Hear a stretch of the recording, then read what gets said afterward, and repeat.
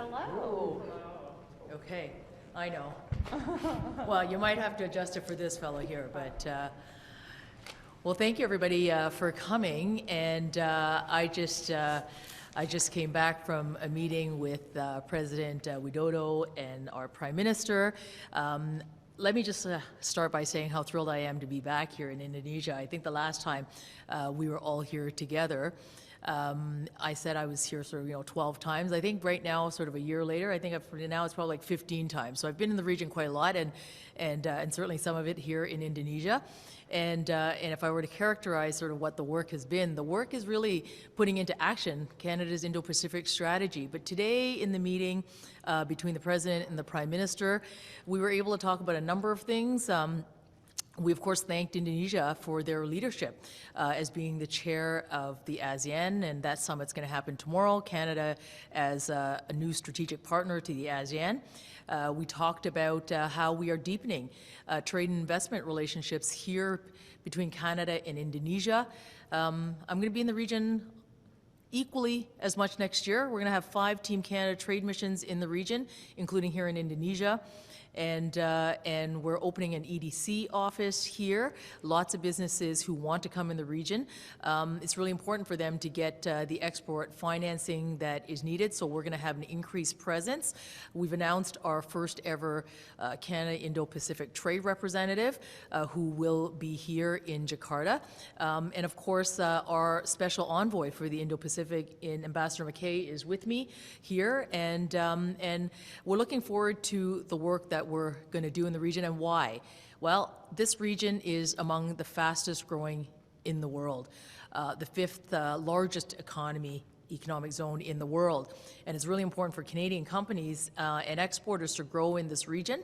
And because when they do, it means good jobs back at home. And the region is important for its economic importance, and Canada wants to diversify and grow here in this region. Maybe I'll end with this fact: trade with the region between Canada and ASEAN has certainly grown. Trade between Canada and Indonesia has grown, and last year we saw numbers close to about 30% increase between Canada and ASEAN. So we're really making progress on that front. So happy to take questions from you. Thanks. For years, there was a bit of a sentiment in this part of the world that Canada was only sort of investing when it was beneficial for Canada. There was sort of a hesitation on the part of some of the leaders. You, as you mentioned, have been here quite a number of times over the last few years. Do you feel that that sentiment's sort of changing? And the follow-up is, why does this strategic partnership matter at all? Absolutely, that sentiment is changing. In this 1 year, I am seeing momentum, and the momentum is coming because we're working together. When I was here just 2 short weeks ago, it was a meeting of an economic task force that we put together between Canada and Indonesia, where we're really looking at what it is that we could be doing together. And when you look at the investments that we've made in the Indo-Pacific strategy, that's real investments on a whole range of initiatives. I mean, we're opening up an agri-food office in the Philippines as an example. So these are real tangible initiatives that Canada is investing and working on together with Indonesia, but also with the region. And I think that that's what they're seeing. And it's because of that that you're seeing Canada being elevated to strategic partner status. What does it change? Sorry. You go ahead. What does it change? I mean, we're already a partner. We're already here. Mr. McKay's already here. To have that document signed, what does it actually change? It is a deepening and a commitment of the relationship between the ASEAN and Canada. And when you have an agri-food office, think about Canada and the farmers and the producers in Canada, and think about what they're looking at in terms of growing into a market like this. This is 670 million people. It is the 5th largest economy in the world. It's $5 trillion. And what do I have to do? Working for Canadian exporters and Canadian farmers and those who are looking to find markets to grow, to grow their businesses or to do more export. This work creates, I always start to say, government doesn't do the business, but we create the conditions, we create the relationships, and we cement these relationships so that businesses have an easier way of getting into these markets because we're doing our work government to government. Can you describe how trade with this region has grown and what are the sectors where you expect to see the most or hope to see the most growth in the future? Well, I just talked about the Agri-Food Office, so we're going to have that out of the Philippines, but it's going to be a mobile, it will be mobile and therefore operate in the Philippines, but also serve the entire region. There are tremendous opportunities around infrastructure, particularly green infrastructure, because this is also an area of the world where climate change is having a real impact. So the opportunities to build together on infrastructure projects, which is why you saw in the Indo-Pacific strategy, $750 million put towards that so that we can work with countries in the region on a range of infrastructure projects. We already have technology companies that are here, whether it's an AI or just ICT telecommunications companies. Our knowledge of sustainable mining, for example, is another area that Indonesia is quite interested in. Vale operates a pretty big operation here in Indonesia. We're all working to build the green economy and the green future that is electric vehicles, and in the sectors of mining is another area that we could be collaborating on. But even, I was looking at the list. I mean, Lululemon has has increased its footprint here in Thailand. So whether it's retail services to ICT to clean technology to agri-foods, it's a range of sectors. But I'm really looking forward next year. 5 Team Canada trade missions. I'm going to work with Canadian businesses, and we're going to look at the kinds of sectors who might be interested here, and the businesses and the services that the region is looking for from Canada. And I'm looking forward to bringing here some really dynamic Canadian enterprises, entrepreneurs, and businesses. A question for McKay. Are you seeing, and if you can go to the mic, please, sorry. Are you seeing Indonesia warm up to Canada, specifically Trudeau? You got a very warm welcome today at the Palace. Can you speak to the relationship now compared to how it was? The relationship is terrific, and I think that the Prime Minister is here, Minister Ring is here, at really an historic moment. And it's not just historic because trade with the ASEAN region is up 29% year over year, not just historic because we're negotiating a free trade agreement with ASEAN and an economic partnership agreement with Indonesia. Those are historic moments, and it signifies the warming of the relationship. But as the Minister referenced, a strategic partnership with ASEAN, which was enthusiastically endorsed by all member states, on top of the trade negotiations we're doing, on top of the trade increase year over year, there's not a country on the planet who wouldn't want to be in that situation. We're in a very, very special prize situation at this moment within ASEAN and with the Indo-Pacific. As you'll recall, the Indo-Pacific strategy was launched about 10 months ago. There's 5 key pillars to that. And countries like Indonesia, President Widodo, are extraordinarily pleased and receptive to all 5 of those pillars. We're talking about security, enhanced trade, people-to-people ties, climate movement, and of course diplomacy. All of those pillars, Canada is investing extraordinary resources, people, time, money, to build our presence in the region.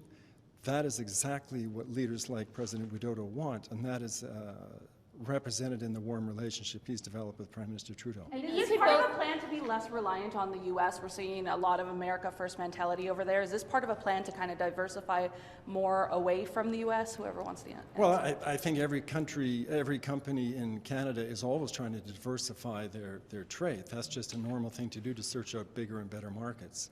The government of Canada does more than any government that I know of to facilitate those companies being able to diversify their trade. This region we're in happens to be the region with most of the fastest growing economies in the world, 21 of the largest 30 cities in the world. This is the place where everybody's going. And I think Canada is so well positioned at this moment to take advantage of the economic opportunities here. This will resonate for decades and decades. So You've both talked about what Canada can gain from this in terms of access to markets and the 5 pillars.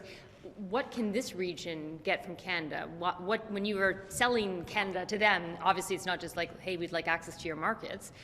what do you tell them about how they can benefit? Well, I mean, the resilient supply chains globally. This region is very keen to work with Canada on the building of those resilient supply chains. We have one of the largest trading relationships in the world. It's called North America.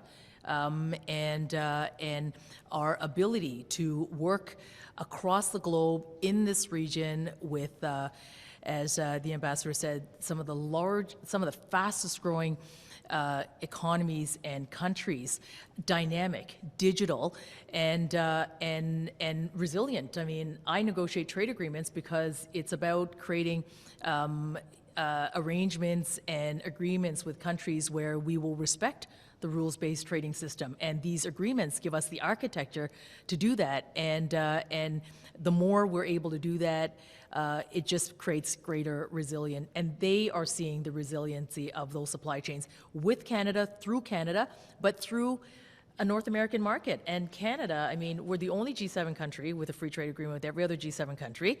We're like somewhere in the 30-ish around population, but we're the 9th largest economy in the world. So when you do business with Canada, think about doing business with 65% of the world, because that's what you're doing business with. When you talk about the Agri-Food Office, which exports are you focusing on? Well, I often work with industry and producers on what they are able to produce out of Canada. So we've got incredible new proteins that are being developed, new kinds of, cereals and agri-food products out of Canada. We've got a large fisheries industry in Canada. We have resources like potash that's really important, an important export to help the agricultural sector, including here in the ASEAN. But I spend a lot of time talking to Canadian stakeholders, and particularly those in agriculture, and it really is about how can we work together so that what you are producing in Canada finds its way into markets like that here in Indonesia. And maybe one last point on that. I was talking to my colleague in Alberta the other day, and we talked about the importance of their beef industry, for example. Well, imagine a market of 280 million people here in Indonesia alone. That is a market access for some of Canada's terrific high-quality agri-food products. What are the pitfalls? I mean, not all the countries in ASEAN are necessarily democratically elected, and not all of them respect human rights the way other nations do. So what are the pitfalls we have to be concerned about while we're trying to get a trade deal with them? I think it's really important that we focus on doing trade leading with Canadian values. You've seen us do that in every trade deal. And if you look at the CPTPP or the newly negotiated CUSMA or our agreement with the European Union, we have key features in there. And those key features include provisions for labor, for the environment, for inclusivity, so that as you are growing your economy and you're growing trade, you're ensuring that everybody benefits from trade. So by that, I mean women entrepreneurs, Indigenous entrepreneurs, young entrepreneurs, small and medium-sized businesses. It's not easy for small and medium-sized businesses to grow, period, let alone try to grow and diversify into markets that are on the other side of the Pacific Ocean. But that's our job. Our job is to negotiate agreements that give them the kind of access. If you look at our agreement with the U.S. and Mexico, there's a very strong and robust chapter on SMEs alone. We're focusing on SMEs and their growth around the world and to help them diversify. But it is making sure that we negotiate agreements that have those comprehensive chapters that look after the issues that Canadians find important. But how much are those Canadian values possibly an obstacle to getting trade deals done, especially with the ASEAN group as a whole? Maybe it's a little bit less of an issue when you're doing bilateral trade agreements, but when you're doing one of those comprehensive ones, is that part of the reason that we're still in talks and we don't have an announcement today of a free trade deal with the group? Well, trade negotiations are complex and they do take time, but let me point to the CPTPP. and the countries in the CPTPP. You have a range of countries who also are ASEAN members who are part of that high standard agreement, very comprehensive agreement, and it took many years to do that. And we've been at the negotiating table, and we're going to work with the ASEAN countries. We have wonderful tools in the negotiating toolkit. Some of them are, will help countries develop capacity for negotiating those particular features that may not traditionally be a part of their trade agreement. So this is something that Canada knows how to do and have done. So we're looking forward to doing that here in ASEAN as well. Why did we pause trade talks with India, and what can we look forward to on that file, if any, at the upcoming G20 summit?